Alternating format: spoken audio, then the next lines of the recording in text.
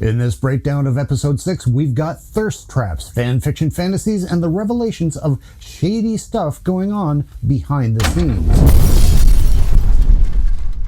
Power of wipeout. So last episode, Rick James slices off her hair and face with a lightsaber to impersonate her sister. Her pattern of behaving with all the emotional maturity of a middle schooler continues, going from dedicating her life to getting revenge on the Jedi, then abruptly deciding to turn herself in after a nice walk in the woods. Rick James randomly chooses for a brief moment in this episode to try to kill Master Squid Game, even though he's the only one alive who has all the answers she seeks. After experiencing some convenient communication issues, Master Squid Game ruins the absence of tension and goes below to check on things and have a meltdown. And while we get some solid acting, Leslie has apparently forgotten that he's a Jedi Master and wouldn't be behaving this way, even privately. Unless he's got his own dark side struggle going on. Doge, that would actually be interesting, but you're bestowing a level of complexity that Headland is clearly not capable of. Instead of trying to tell Master Squid Game that it's actually Rick James on the ship instead of Rue, Richard Gere's gerbil takes the merch tie-in to a charging port that literally has an exposition sticker on the wall for the audience. Merch tie-in comes to life and has a discussion with Richard Gere's gerbil about Rick James. We think? We don't know. Doesn't matter. A lot of this episode is filler, and this scene's a perfect example. And then there's what Star Wars is known for best, the obligatory nude scene. Brother, Yeah, good place Ezra Miller hides his face and identity from Rick James for years, but just gets fully nude with Rue immediately. Okay. This reveals some hideous scarring on his back. Leslie's green wife has a whip lightsaber that would seem to match. Right you are, Doge. So we potentially have a fanfic of Leslie's wife whipping a man. That checks out. This actually brings us to the ugliest moment in the show thus far, and most people aren't aware of it because it happened off-screen. In a hard-hitting interview with Leslie Headland for Inverse, the interviewer, Livy Scott, asked Leslie if she had expected Manny Jacinto's arms to be such a huge draw for the series. What? Leslie replied, I remember we were showing him a Khmer costume sketch and it just showed his arms a little bit, and he was like, no. He's not a guy that says no very often. He's very collaborative. He'll do anything for you, and I was surprised. But then I saw his first screen test with the whole outfit, and I was like, ha ha ha ha. I guess we really shouldn't have expected her to respect an actor's boundaries, having been Harvey Weinstein's personal assistant. Well put. She literally laughed off his boundaries and then was arrogant enough to brag about it on a public forum. Even Harvey was smart enough not to do that. Completely in her own bubble. Did the interviewer call her out on it? That's a very relevant question, and to answer that, here's her bio.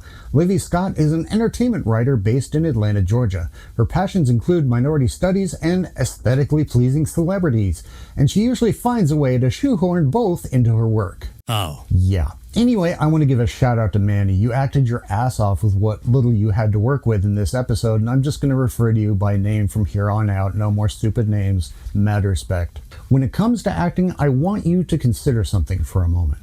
The Flash, Ezra Miller, for all his issues, portrayed the exact same character, the only difference being one was a few years older than the other and one grew up without his mother, yet there was a night and day difference between the two versions of Barry Allen. In The Acolyte, Rue and Rick James are sisters, so not even the same person, who have been separated for most of their entire lives, yet 95% of the time, we can't tell who is who. Right down to the same bloody hairstyle. Anyway, the rest of this scene is utter cringe.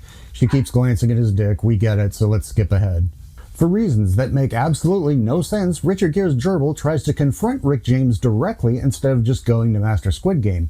You know what? Even though he's written way more emotional than a Jedi Master would ever be, Lee's bringing it too, so we'll just call him Master Soul from here on out. Merch tie-in joins in the fight, and Rick James resets into factory settings like an iPhone, which no doubt will be a feature on the toy if it ever comes out, because this constant stream of garbage is putting Hasbro out of business as much as it is Disney. There are action figures. This one has the same range of expressions as the real thing. special order, I think. You know, Amazon, whatnot. I don't think you're going to find any of these in the wild. If you do, let us know in the comments. Manny takes Rue back to the cave and makes a good cause for the dark side of the Force. As a former Jedi, she would know exactly what's going on here. To be fair, she does call him out on it, but it doesn't matter. The allure of being able to act out on your emotions without consequences is way too strong. Sounds like more Headland wish fulfillment. The most painful aspect of this episode, and this actually extends into most of the rest of the series really, is that they're trying to draw out the big reveal on what the Jedi did 16 years ago. Whenever we get to the brink of learning something, random plot elements come into play to delay the answer. But because the writing is god-awful, they have no idea how to work it intelligently into the script so it makes sense. At one point, the ship literally loses power because the script needed it to. No reason. It's not like it was established that the ship had been having problems beforehand or that they'd been in a battle or something. It just happens just because. Sometimes people just walk away from the conversation. It's even used as a cliffhanger to end the episode. A magician knows when it's time to pull the rabbit out of the hat. If you keep teasing the audience with it and never do it, they're going to stop caring, even if you pull out a bear. Right, you are Doge, but that's giving them the benefit of the doubt that we even cared in the first place. Why do girls want to be eaten by a bear? So finally, Richard Gere's gerbil apparently gets around to having that convo with Master Soul, and he stuns Rick James and enters hyperspace right before the Jedi show up. I know they were doing it to look cool, but if you watch that scene carefully, if Soul hadn't warped away at that moment, the Jedi would have crashed right into them. Headland's green wife and Jedi Badwig go down to the plant below and have one of the dumbest conversations ever. While a dozen idiotic things do tumble out of Jedi Badwig's mouth, did you stop to consider that Leslie wrote him that way deliberately? Insightful as always, Doge. There is bad writing going on all over this show. Then there's agenda-driven bad writing that's deliberate. It kind of makes it hard to tell which is which. I think there's a fun little something of an Easter egg here. Fans were crying out last week that all these dead Jedi were just kind of left on the planet, lightsabers and all.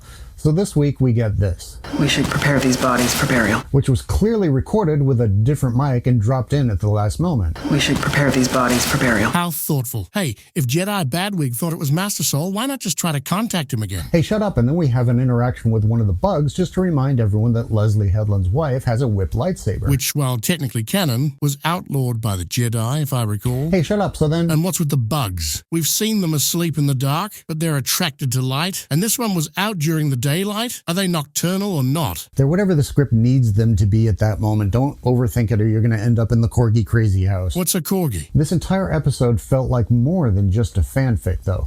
Earlier, Leslie Headland's wife and Jedi Badwig discuss her feeling nauseous whenever she travels during hyperspace. Especially since it wasn't brought up again or explored, it felt more like an inside joke that her wife probably gets carsick on road trips. The audience for this show is literally Leslie and her immediate family. And the thirsty women on her staff that want to see Manny and Yord with their shirts off for no reason. And the episode ends with Rue putting on the mask and becoming Darth Rue. Well, Lottie frickin' da! Speaking of fanfics, I'm looking forward to all the scripts that are going to hit the internet in the future from a bunch of people rewriting this show intelligently using the exact same characters, yet making it work. If I had time, I would do it myself. Are you one of those people? Stay fresh, cheese bags. And now, Hey, Rocky, watch me pull a rabbit out of my hat. again, Nothing up my sleeve. Presto! No doubt about it. I gotta get another hat. now here's something we hope you'll really like.